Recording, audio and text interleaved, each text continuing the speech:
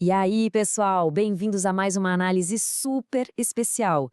Todo esse conteúdo incrível chega até nós pela Forge College.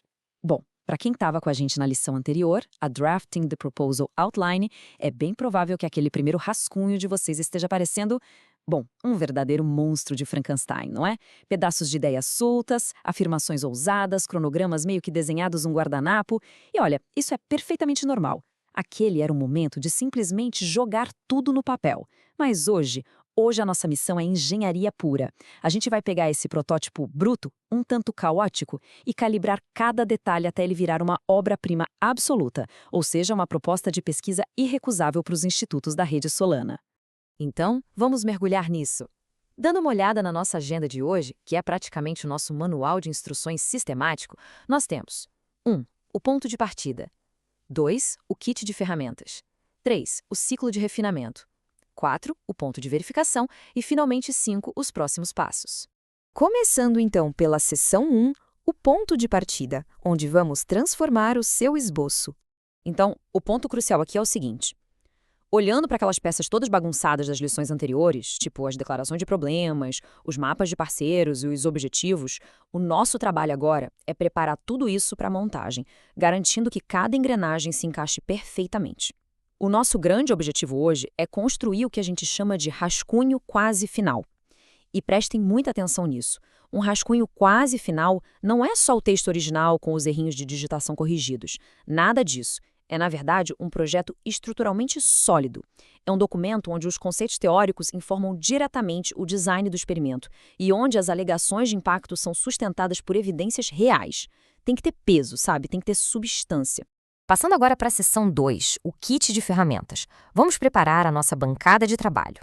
Olha, muita gente cai na armadilha de olhar para aquele primeiro rascunho caótico e pensar: quer saber, vou reescrever tudo do zero. Gente, não façam isso, é garantia absoluta de exaustão.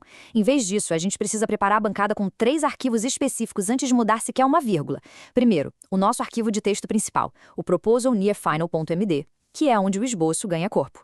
Segundo, um rastreador implacável, o feedbackchecklist.csv, para mapear absolutamente cada comentário do mentor e já transformar isso em uma ação com prioridade. E terceiro, o nosso cofre de evidências, o impact_claims.csv, onde toda alegação é atrelada a uma métrica. Ter essa organização visual no espaço de trabalho previne aquela sensação terrível de sobrecarga e garante que nenhum ajuste passe batido. Muito bem, seção 3, o ciclo de refinamento. É hora de apertar os parafusos. Com as ferramentas todas na mesa, a gente entra no nosso ciclo principal de trabalho. E a dica de ouro aqui é: foquem em blocos de 25 a 45 minutos. Pensem nisso como, literalmente, rodadas de aperto de parafusos em um motor. Você faz um ajuste específico, descansa um pouco a mente e volta para a próxima etapa. E esse ciclo tem exatamente 4 passagens sequenciais, tá? Não tentem fazer tudo de uma vez. Primeiro, a gente categoriza o feedback, prioridade alta, média ou baixa. Segundo, a gente conserta a mecânica pesada, ou seja, os problemas de viabilidade técnica e teórica. Terceiro, nós afiamos as alegações de impacto. E só no 4º passo é que a gente vai alinhar e polir o texto para ele combinar certinho com as prioridades do parceiro. É uma linha de montagem super lógica. Isso ilustra de forma brilhante como a gente traduz um comentário vago do mentor direto para uma execução prática. Por exemplo, se o mentor diz cronograma curto demais. Bom, em vez de só ficar preocupado com isso, você cria uma tarefa mecânica na sua checklist, estender em 3 meses e adicionar plano de contingência. Se ele diz que a sua ideia carece de evidência, a tarefa vira documentar evidência ou adicionar um experimento de validação. É exatamente assim que a gente transforma uma crítica em um plano de ação super concreto.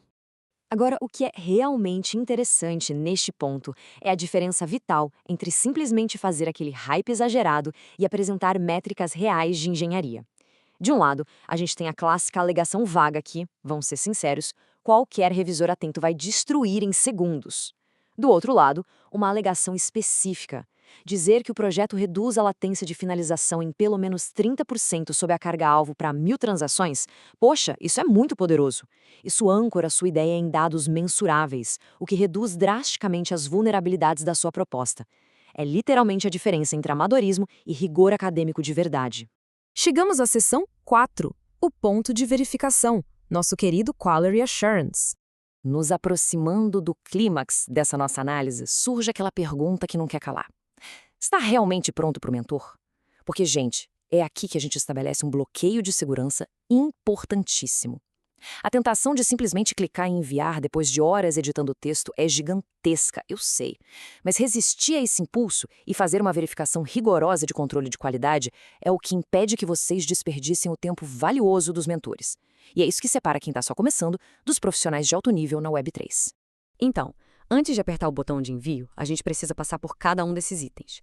Feedback crítico resolvido? Cheque. Alegações baseadas em métricas? Cheque. Teoria conectada com a prática? Cheque. Introdução feita sob medida para o instituto-alvo? Cheque. E, finalmente, o pacote do mentor. E aqui vai uma dica absolutamente crucial. O seu arquivo mentor_notes.md deve conter no máximo 5 perguntas super direcionadas. Nada de mandar um "e aí, o que você acha do projeto em geral?". O ideal é fazer perguntas bem específicas sobre gargalos reais, como métricas ambíguas ou a falta de algum controle de dados. Isso garante que a revisão seja focada no que realmente está bloqueando o seu avanço. E vamos para a seção 5, próximos passos, rumo à montagem final. Bom, vamos ver como isso tudo se junta agora.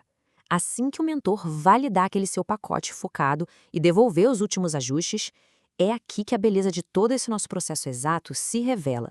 Porque se as tabelas de rastreamento foram mantidas sempre atualizadas, a montagem final vai ser praticamente um passeio no parque. Vai ser só um exercício indolor de formatação, empacotamento e geração de PDFs. Vocês não vão precisar passar por mais uma daquelas rodadas brutais de reescrita de conteúdo, simplesmente porque o núcleo duro da pesquisa já foi totalmente consolidado e blindado lá atrás. Para encerrar a nossa análise de hoje, eu deixo essa provocação com vocês. Como uma proposta de pesquisa, que agora está finamente refinada e super robusta, pode moldar o futuro do ecossistema Web3? Todo esse trabalho duro que estamos discutindo tem o poder real de gerar impacto no mundo das finanças descentralizadas, da infraestrutura e muito mais.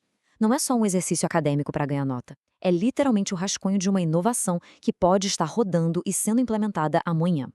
Lembrem-se que todo esse conhecimento sobre os processos dos institutos Solana e muitos outros recursos absurdamente incríveis estão disponíveis na Forge College, então não deixem de acessar forge.college para aprender mais e mergulhar de cabeça na Web3. Um grande abraço, muito obrigada pela companhia de sempre e até a próxima!